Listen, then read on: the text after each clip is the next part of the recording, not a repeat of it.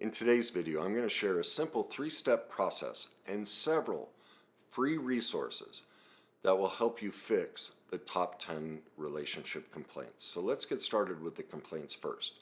Number 1 is, they don't listen to me. Number 2 is, they don't talk to me, open up to me, they don't fight with me, they don't discuss things with me.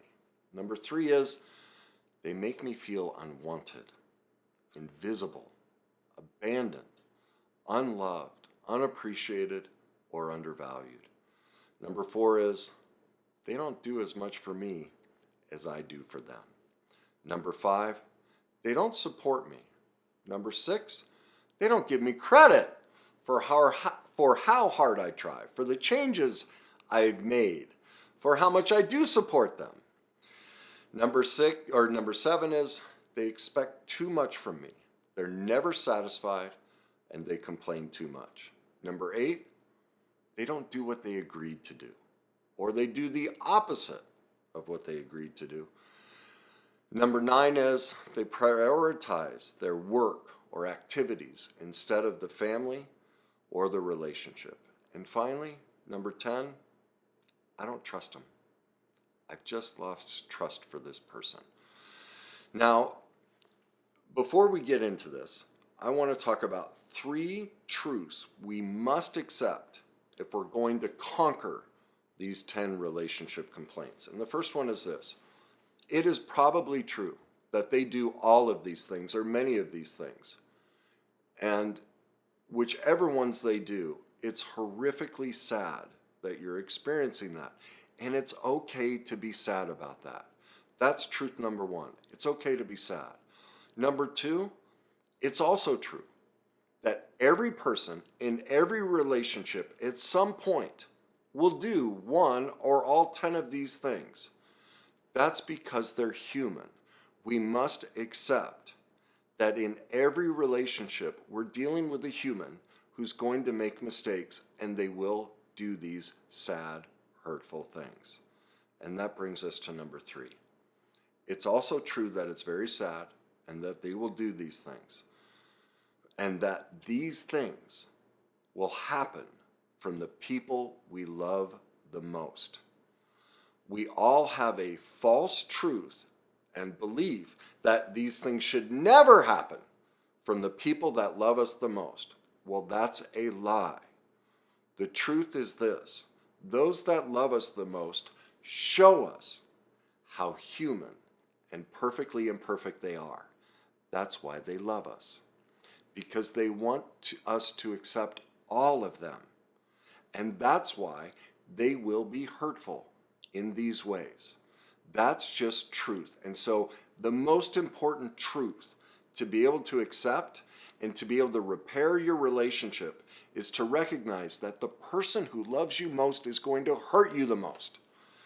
We must accept that truth. A denial of that truth or an expectation that our partner be perfect and never do these things means we are now the problem, because we are not in truth, we're not in reality, and we're expecting our partner to be a god and not be human.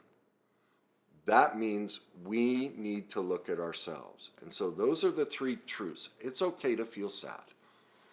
Our partner is human, and therefore it is a reasonable and truthful expectation that because they love us, they will hurt us. We must accept those 3 truths.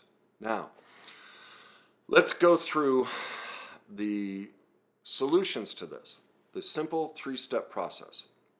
And I'm going to tell you what it is, and then I'm going to go through the relationship complaints. So I'm going to give you a list of the resources and solutions, and then I'm going to walk you through all of it. So the first is this. The step number 1 is the magic phrase. And what we always need to ask ourselves to all of these complaints is, what can I control? And who can I control? Well, the answer to that is simple: us. So in all of these complaints, we're not looking to change our partner. We're looking to control what we can control, ourselves. That's step number 1. Step number 2, accept the truth. We have to start accepting that our partner is imperfect and that their actions show us who they are, not their words. We must get into truth and stop when we see these things and demand that they be different. They're not different. These actions prove it. And we have to get into truth that they're showing us who they are. They're showing us their perfect imperfections. Some of them may not work for us, but it is truth. And so it is our job to quit fighting with that truth and quit demanding that they change, because they are showing us the best version of themselves at this present moment. And that gets us to number 3. Take responsibility for ourselves. What you're going to find in all of these, remember, step 1, look at ourselves. We have to control ourselves. And that's why step 3 is, how is this about me? How am I trying to control them and make them into what I want? And so we're going to have to put a action plan in place to start seeing that our partner's perfect imperfections and our demand that they be different, the only solution is to turn it back on ourselves and make ourselves accountable and put our own plan in place to get our own needs met in these areas for those times when they are imperfect and they can't meet them, because they are human. They will not be able to meet these needs 100% of the time. That's the expectation that they're a God, and that's unrealistic. And so we have to get into truth that there will be times they will do all of these things, and we have to address that within ourselves. If we have a need for something from them and they're not capable of it, we need to put an action plan in place and take responsibility. So again, the 3 solutions, the magic phrase, what can I control? Number 2, accept truth. This is who they are. Quit arguing with it. Number 3, take responsibility. Put an action plan in place to meet our own needs. So now, let's go through all 10 of these. They don't listen to me. Man, that is one of the most difficult things to go through. Well, let me give you some free resources. I'm going to give you all of those now. Go to my website, kennyweiss.net. That's kennyweiss.net. Go to the resources tab. Scroll down about halfway and you're going to see, I think it's 6 free downloads. I'm suggesting that you download 4 of them. The first one is Create Lasting Love and Conquer Confrontation. This is going to teach you a confrontation model to navigate all of these 10 difficulties. It's free, it is groundbreaking, and if you don't use this in your relationship, your ability to create the love, trust, and connection in your relationship is virtually impossible. We must learn a new skill and a new way to navigate all of these. That's what you're going to get in the Create Lasting Love and Conquer Confrontation free download. Number 2 is how to keep our boundaries. That's what we're going to learn with when someone doesn't listen to us. How do we keep our boundaries in a situation like that? That's why I'm offering you this free download. Number 3 is how to heal codependence questionnaire. Most of these things, when our partner is being human and we want them to be different, what we don't recognize is we're being codependent. And this is the action plan that we're going to put in place. We need to become aware of our codependent tendencies and how we're trying to control them and make them into who they're not. And we're not in truth and reality with who they are. And so that's why the free download, How to Heal Codependence Questionnaire. And finally, the last one is how to remove feeling rejected. All of these, we will feel a sense of rejection. Nobody ever rejects us. And so that process that I teach you in that will help you navigate these moments. Remember, we have to take responsibility and take action. This is the action plan. We learn how to navigate these moments when our partner is human and perfectly imperfect. Now, one caveat, there may be a level that these 10 things go to that is too far, that goes beyond what your reserves are and what you are willing to endure in a relationship. Well, I honor that. Leave the relationship, but don't ask them to be different than they are. They're showing you who they are, and they will not change no matter how much you protest. And so if you stay, and this behavior goes against all your boundaries and all your needs and wants and all your negotiables and non-negotiables, If you keep arguing with truth, that's when we are now the problem. Okay? So I do advocate, don't stay if it's risen to the level where this has gone beyond your non-negotiables. But if you choose to stay and you argue with truth, they are no longer the problem.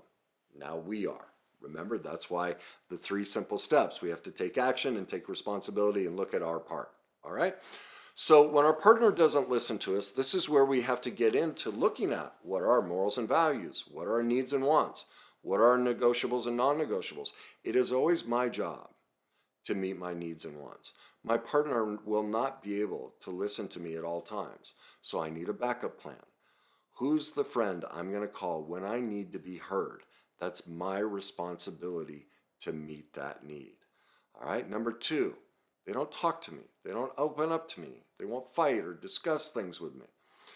Well, this gets into, again, you're going to see every single one of these comes back to morals and values, needs and wants, negotiables and non-negotiables.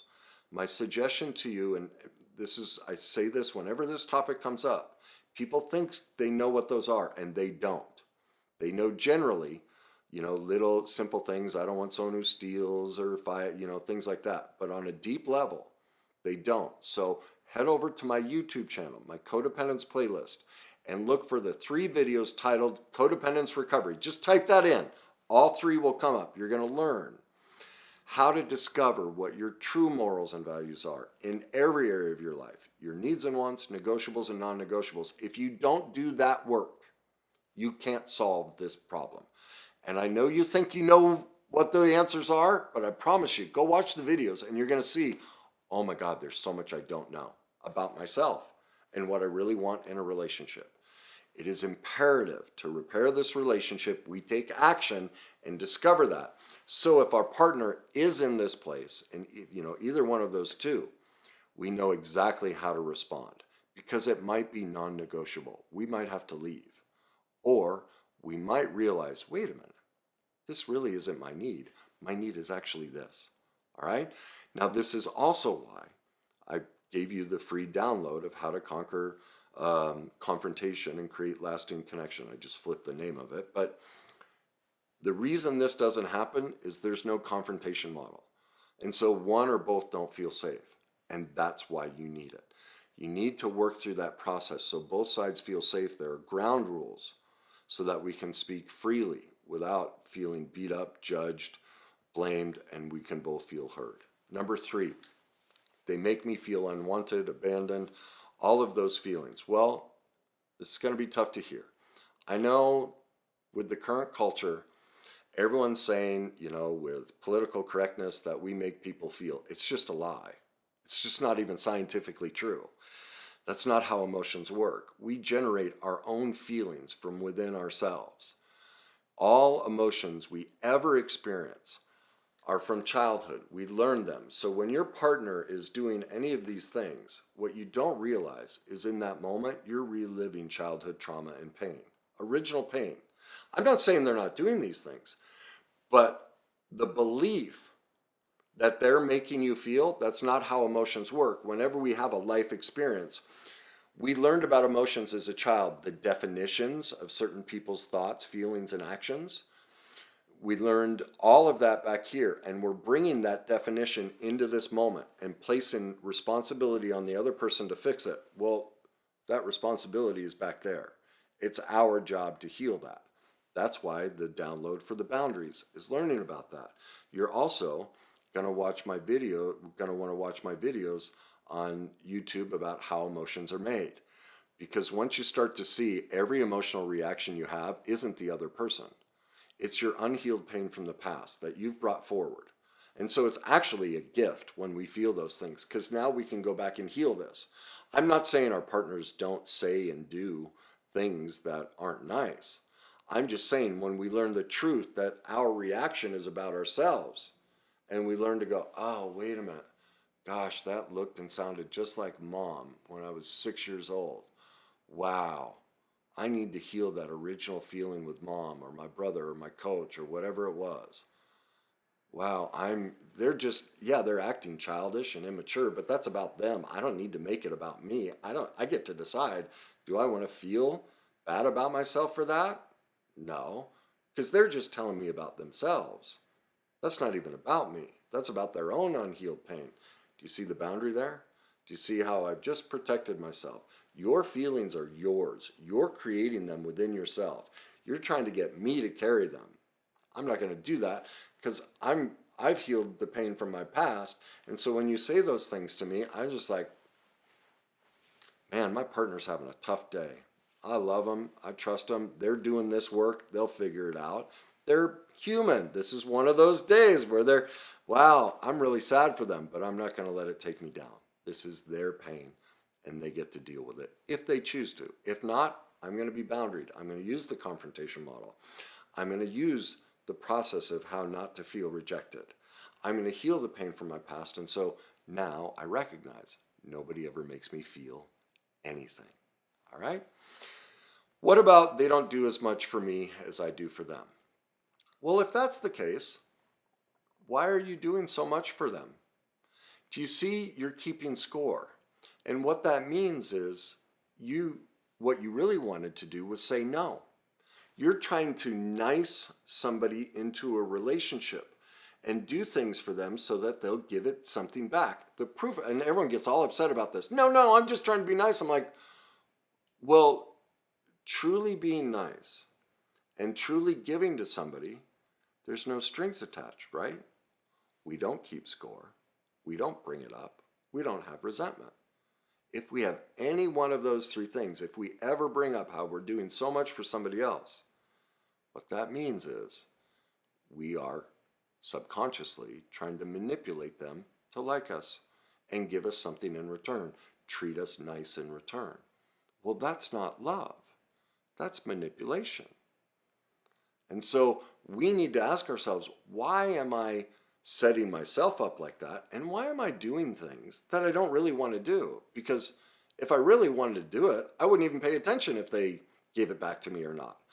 I'm doing it because it meets my morals and values, my needs and wants, my negotiables and non-negotiables. So the proof that you aren't, if you have ever kept score or thrown it in somebody's face or had resentment, that you're doing more for them, that tells me you don't know your morals and values, you don't know your needs and wants, or your negotiables and non-negotiables. You are going against all of those, giving yourself away, hoping that they will give you something in return. Well, they're not responsible for that.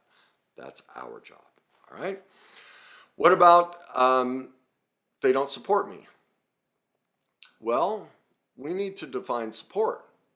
We need to make a list of what that looks like.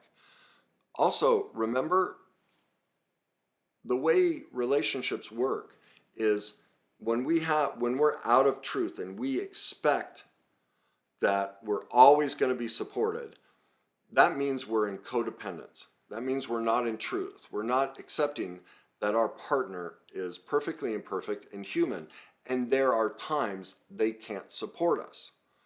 And I love this because people have this belief that, no, if my partner loved me, they'd have my back at all times. And I use this jokingly, but it's a very severe example, but it's true.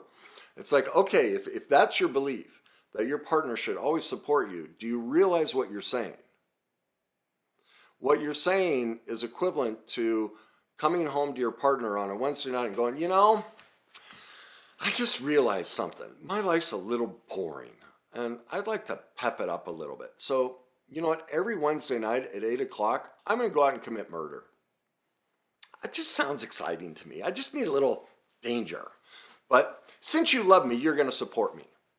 That's literally what you're saying. I know that seems grandiose, but it's true.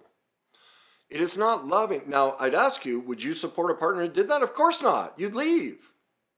Sometimes our partner doesn't have the same morals and values, doesn't have the same needs and wants.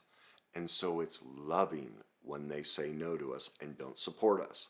Because remember what we just talked about? Otherwise, they hold resentment, throw it in our face. They manipulate us. And so it is the most wonderful thing in the world when our partner says no to us, because we know we're not going to get beat over the head.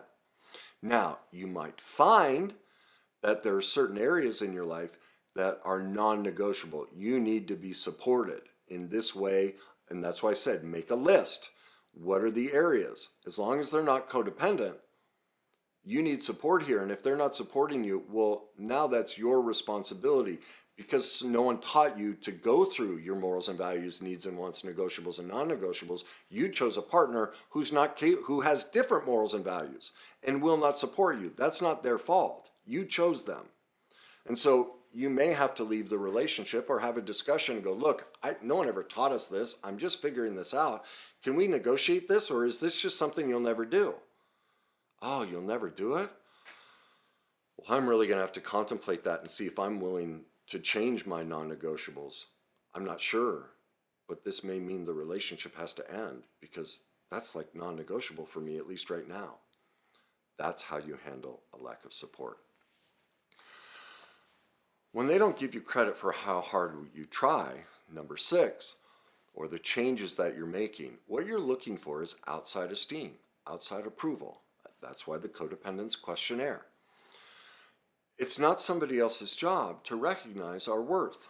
It's wonderful if they do, but let me ask you, how often when somebody compliments you, do you let it in? I bet your partner right now recognizes a heck of a lot more than you realize, and you don't give it credit. Why is that? Because ultimately, inside, you're not giving credit to yourself. And this is what we're all taught. If you think of these 10 relationship complaints, they're all about codependence and outer or other esteem. It's the expectation that somebody else meet these needs for us. Now, I agree, it's wonderful when they do. And that is, the idea of a relationship is we have a supportive partner who chips in and complements our life. But they can't complement it all day, every day. And that's the general expectation. If you loved me, you would. And you would always recognize how hard I'm working and give me credit. Well, that's not their job. Ultimately, the only person who can give me credit is myself. Because as I said, we've all been complimented 1,000 times. And if it worked, if giving compliments and being recognized worked, why aren't all of us just going around going, oh, you're great, the world would be perfect? But millions of people are complimented all day, every day, and they're still miserable. That's because they're looking outside of themselves. They have to learn to gain the self-esteem to do that within themselves, and that's why the codependence questionnaire, most likely, if this is you, you're going to see your low self-esteem and the inability to love yourself is why you're placing that demand on the other person. Remember the truce. We have to take responsibility of how we're placing responsibility for our work onto them and expecting them to change when the change can only come from within. All right? What about if they expect too much from me? They're never satisfied and they complain too much. Okay, once again, morals and values, needs and wants, negotiables and non-negotiables. Why did you pick somebody who treats you that way? Why aren't you setting boundaries and asking them, I hear that you have a lot of complaints. I'd ask that you keep your thoughts and feelings to yourself. That doesn't work for me. Set boundaries. Ask permission. You know what? From this point forward, will you ask my permission before you share your critique of me or your thoughts or feelings about how I live my life or what I do? Boom. That's our responsibility. Now, they can have their own opinions, but I get to decide if I want to hear them. It's up to me. And so if they're doing it, then I get to decide. And even if I set the boundary and they crash it, that would be someone who's abusive. That's the definition of verbal abuse, is telling somebody what they should think, feel, do, or believe. So if you didn't know that, if you're with a partner who is telling you what you should think, feel, do, or believe, you have a verbally abusive partner. That's the definition. And so if you set the boundary, most likely a verbally abusive partner won't respect it. They'll still want to tell you, well, then you have an option. Leave the room. Or if it's severe enough, leave the relationship. It's again, remember, step 3, our responsibility. We have to get out of this dynamic. We want to make requests for the changes we'd like to see in the relationship. But if it goes against our partner's morals and values, needs and wants, negotiables and non-negotiables, they won't do it. And we don't listen to their words that they say they want to do it, we watch their actions. So when we set a boundary and they crash through it, their actions have just shown me who they are and what their morals and values are. Well, I get to decide, do I want that in my life or not? If I continue to allow that in my life, they are no longer the problem. Remember, I have to accept truth. Remember the 3 steps. What can I control? Only me. Only me. I have to accept truth. My partner's actions are showing me who they are, not their words. Why am I not accepting truth? 3, take responsibility. Why am I staying in this, allowing this, trying to control and change them? Why aren't I controlling just myself and accepting truth and choosing to make change and leave the relationship, set boundaries, gain skills and tools, hire a professional like me, all these different things? Every single one of these comes back to those 3 simple truths and simple processes that we must take ownership of ourselves and the situation. Number 8, they don't do what they agreed to, or they do the opposite. Once again, boundaries, morals and values, needs and wants, negotiables and non-negotiables. What can I control? How am I not accepting the truth of who they are? Where am I not taking responsibility? How am I demanding that they be different than their actions show me? Every single one of these circles right back to the exact same place. I'm responsible for the behavior that I allow in my life. I'm responsible for asking for needs and wants. They get to not change if they don't want to, but then I'm responsible for my reaction to that and what I choose to allow in my life.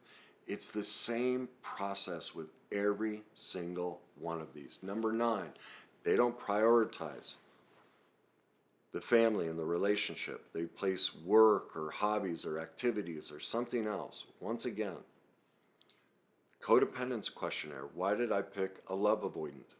Codependent, that's what they are. Somebody who does that. What are the advantages to that? How does it allow me to not take responsibility? It all circles back. What are my morals and values? What are my needs and wants? What are my negotiables and non-negotiables? Why am I in this situation? Can I negotiate it? Or is this just not what's going to work for me? Can I have a discussion? All of these topics, this is why the confrontation model, because these are the top 10 complaints, but nobody sat and done this work, and then they don't have a model for how to have the discussion to figure these things out. That's why I'm giving you the free confrontation model, because if you use it, it'll save your life. It's the way to build intimacy and connection and solve all of these problems. And finally, why don't I trust my partner? What do I do about that? Well, this is going to be another tough truth to accept. While it may be true, and I'll even say, sure, it's true, they broke your trust. But ultimately, because we never sat down and determined our morals and values, our needs and wants, and negotiables and non-negotiables, we ended up picking somebody that would break our trust. Also, we're not accepting that they're human and that it's a normal life experience for humans to break our trust. Now, there's severity of trust breaking, right? Each, depending on your morals and values, you may think telling a white lie is the worst thing ever, while someone else is like, big deal, an affair. Again, by not knowing that and not having that laid out, ultimately, do you see the person we can't trust is ourselves? That's why I can't trust you. And that gets back to the simple solution, number 3, take responsibility. Wow, I really need to go do this work. I need to download the confrontation model. I need to download how to stop feeling rejected. I need to download how to keep our boundaries. I need to download the how to heal and conquer codependence and take the questionnaire. I need to do the work on me and watch the 3 videos, codependence, recovery, morals and values, needs and wants, negotiables and non-negotiables. I need to rebuild my trust in myself and what I'm allowing in my life, and how I'm not meeting my own needs and wants, how I'm not making requests for needs and wants and changes in the relationship, how I'm fighting from a place of control and manipulation versus from a place of connection. I need to make myself completely aware of the part I'm playing and how I'm projecting my inability to trust them again back onto them without doing the work on myself. There isn't any other way to get out of these relationship complaints other than dropping the codependent dynamic. We've all been taught that it's always the other person's responsibility. So in other words, do you see in all of these dynamics and complaints, they're all about how the other person needs to be different. Remember what number one is. The only person I can control is myself. Yet all of these dynamics are about getting somebody to be different than who they are. And so the solution is to create interdependence, two people who take complete responsibility and ownership of their life. They get in truth that in almost all of these situations, they're playing a part in it. That the only thing they can control, and the only thing they're responsible for is themselves. And when both do that, they create interdependence, safety, love, connection, trust, intimacy. Fights become connecting because they become learning experiences about how to gain interdependence, not blaming, judging, victim positions. Because look, every single one of these, how do they all end? Both people sitting here going, well, you did this. No, what you did is worse. They don't even listen to each other. They're just fighting for the victim position. What you did to me is worse. That's why this happens. That's what happens in a codependent dynamic. It is a fight to the bottom. It is a fight for who is the bigger victim. Relationship can't happen in that place because there's no truth and there's no responsibility. And therefore, there's no love. Love requires truth and responsibility. And looking at my part first, always, the part I played. And at the very least, no matter what the situation is, there's one truth that is always constant in every relationship. I chose this person. I let them close to me. None of this would have happened had I not done that. Therefore, every relationship problem has to start with looking at ourselves, because the relationship started because of a choice we made. That is truth. That is taking responsibility. And when both do that, that's love. Love can happen. The other route, when we deny that and we play the victim and point the finger, love, connection is impossible. It's a codependent dynamic. It's a victim dynamic. It promotes staying the child, trying to make this person our parent and fix the wounds we never healed. If that sounds harsh and difficult, then my question to you is, how is that working out for you? If you want to stay with the process you've learned, are your relationships surviving that? If not, you might want to consider a new way of looking at all of this. So once again, go to my website, kennyweiss.net, go to the Resources tab, download How to Remove Feeling Rejected, Create Lasting Love and Conquer Confrontation, How to Keep Our Boundaries, How to Heal the Codependence, the questionnaire. Get started with those. Head over to my YouTube channel, the Codependence playlist. Type in Codependence Recovery. You'll see 3 videos. One dealing with morals and values, the other needs and wants, and finally negotiables and non-negotiables. Those are essential. All of those downloads and those 3 videos are essential to healing these 10 relationship complaints, and then always using the 3-step process. Step 1, what's the magic phrase? Who and what can I control? Myself. Number 2, accept the truth. My partner's actions are who they are. I can't change them. Number 3, take responsibility. Because I can only control myself, I'm going to look at myself and I'm going to put an action plan in place to control and address the part I'm playing in the struggles in our relationship. So there you go. There are your solutions.